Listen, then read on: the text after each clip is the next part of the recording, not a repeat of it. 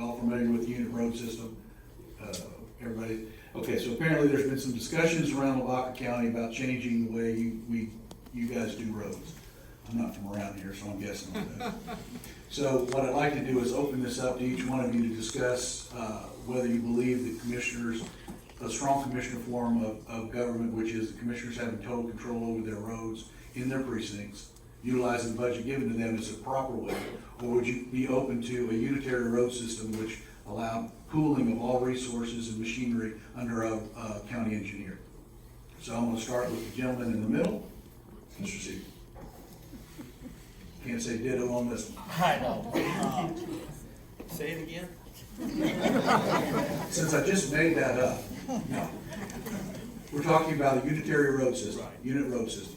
Currently, Lavaca County uses a strong commissioner form. In other words, commissioners have the equipment and the budget for their individual Right. precincts.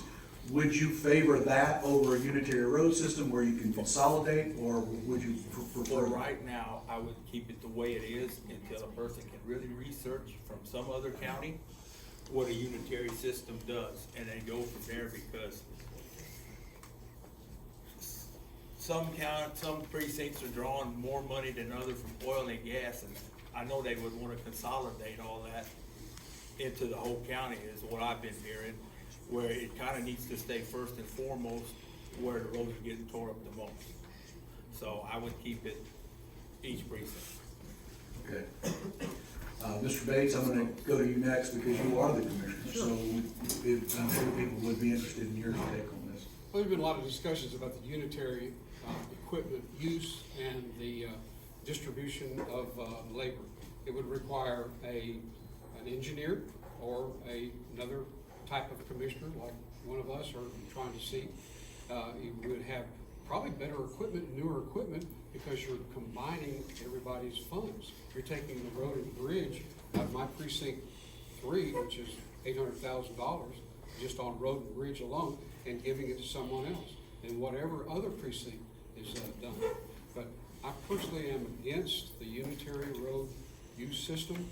I believe that the county commissioner and his staff should have total authority and jurisdiction over roads and repairing.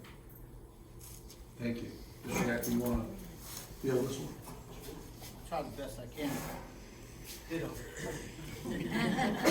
It all depends. If it saves the county money, why not? It would improve our roads, which is a good hot topic. Even if it costs a little bit more money, why not? It improves our roads. It's a hot topic. If you have, say you have a disease, say you have cancer, would you be happy going to this hospital, or would you like to go to the best? The best is gonna cost you a little bit more money, but isn't it worth it in the long run if it saves your life?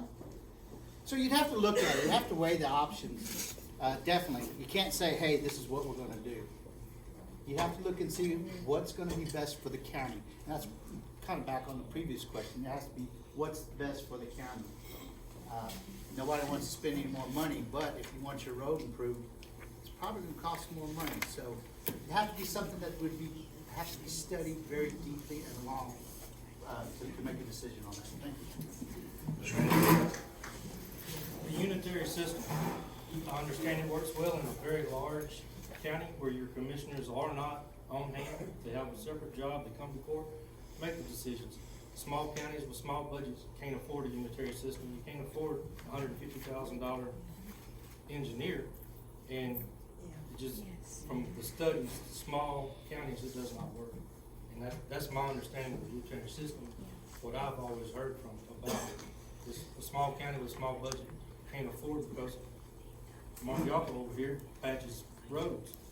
I run a motor grader. Kenny, he's over here, he's my brush cutter. Well, I need him to come help him brush cut, but he's he doesn't do that. He's a road patcher. All the roads are patched, so he's out of a job. And basically that's how the unitary works. It's like being in a union. Jump around. This question's for everyone. So commissioners are responsible for much more than roads and bridges. And with the state of the countywide EMS the Tri-Area constituents would like to hear your thoughts on the lack of service in the area. Given the state of emergency medical service in Lavaca County, what are your end goals to provide emergency health care for your constituents?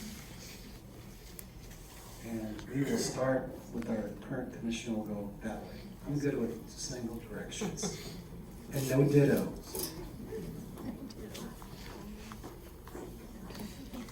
The Lavaca County Rescue System is not funded by taxpayers' dollars.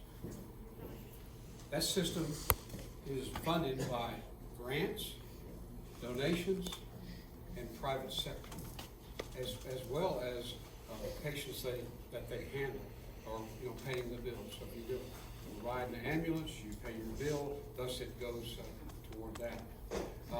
As far as staffing, I've met with two of the city councilmen in very heated discussions about why they don't have people in China. They have a building, they have an ambulance. We are looking into that. We're trying to make sure that they are staffed. And it's a long process, especially since it's a private entity or privately funded. So, we don't want to raise our taxes. We don't want to make it anything like that. So we want to make sure that it's staffed. And I have a plan for that. Judge Wojtek and I have discussed that very thing.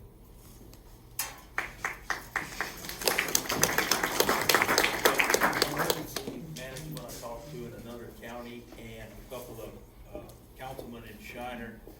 If we cannot come up with some grants or other funds, we're gonna need to at least study and look into an emergency services district.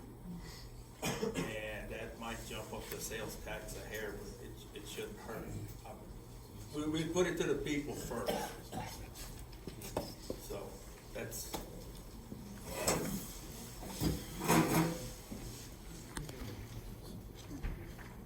From what I understand, and I've seen it, we don't have actual EMTs, maybe one or two on hand. And I'm with Kenny, in emergency service district, that's probably a nickel or a half cent a hundred is probably what it's gonna take to fund it.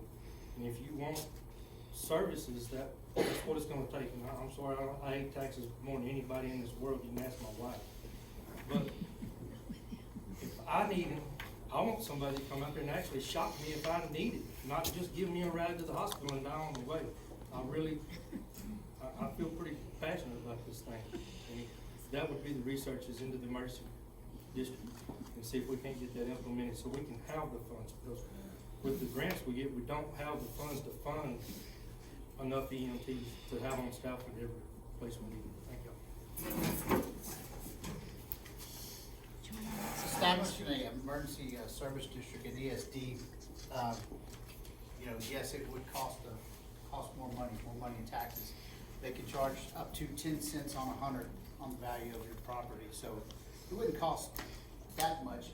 It would cost us 10 cents. I wouldn't hope. It would have to be something that we'd have to definitely study and look into.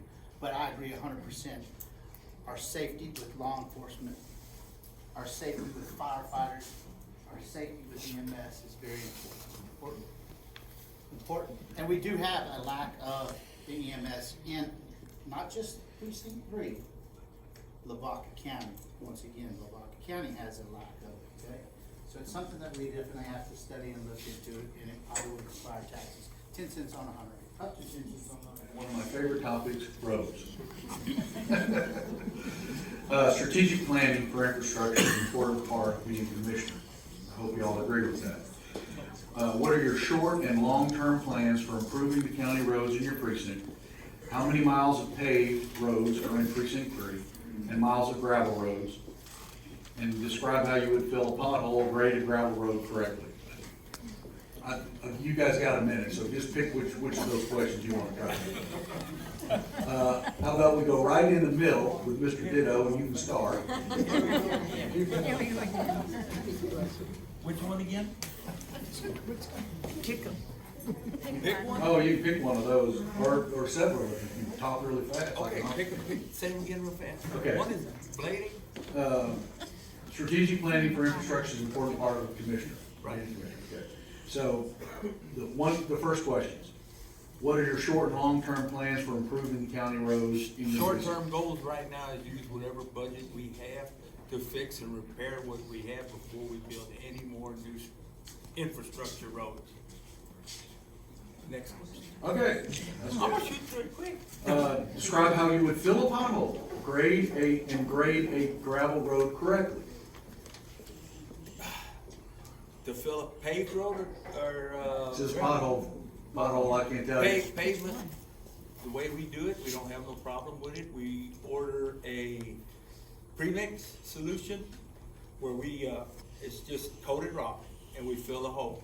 Gravel road, if there's a lot of potholes, you gotta cut past them or you gotta add a little more material. Thank you. Okay. Mr. Siegel, why don't you tackle this one as well? I mean, Mr. Hanley, see, I'm not from around here. Mr. Hanley. To grade a road correctly, like I said, if it has potholes in the gravel road, you must cut below the pothole. Otherwise, you fill it, it just beats it back out. Or add material. To grade it correctly, you should go from center of ditch to center of ditch. And if you're gonna have a little gravel over, that's where it goes in the center, so water runs off the road. You should have a crown in the middle of your road. Patch the road correctly, like I said, you get your patch material, you throw it in the hole, you roll it over with the truck till it's patch level. And you move on to the next one, and it takes a while. And there is no real short-term fix other than get on the roads and stay on. Weather is very intimidating when you do that. Long-term, it can be done. Just gotta stay with it. Bates, you wanna take a shot at any of Sure, these? I'll try that. Our infrastructure's old. Our roads are poor. They're muddy. They're nasty, dirty. Today, I was getting text pictures. Look at my dadgum road. County Road 374 is nothing but a mud pit. We've got too many windrows. The dirt holds the water. Then the water runs down the street or road, and it causes mud. Fixing potholes, several different ways. You can use the right type of road base, grade it like Cleve said, and roll it down and pack it. But asphalt is a different thing. Pre-coated mix or rock, and then we'll take a compactor and roll it down, and I think we use a truck or something like that. But there's lots of ways to do it. That's why the long term is that I'm taking with Texas A&M Engineering Division and for training, and that training will last us a long, long time on motor grading training, which starts in March. Thank you, Mr. Yockel, you got cleanup. This is a question that I've been asked a lot just because of my background. I don't have the experience of, Mr. Siegel, Mr. Hanley, but I can tell you what makes how do you maintain a road? First off, you have to have a crew that knows what they're doing and that's knowledgeable with that. A lady asked me about her road, and I said, well, how's your ditches? She said, I don't care about my ditches, I just want some gravel on my road. Well, the ditch is pretty important because without the ditch, the ditch becomes the road. So that's the most important thing with the road, is making sure you have adequate runoff for your road to go. I'd like to look at doing a little cross-training possibly if need be. Maybe there's a way in precinct 1 or 2 or 4 that they're doing things differently that we can incorporate over here. I believe in cross-training. We do that at work, learning from other people's experience, knowing that stuff. So the road starts at the fence line, not what we drive on.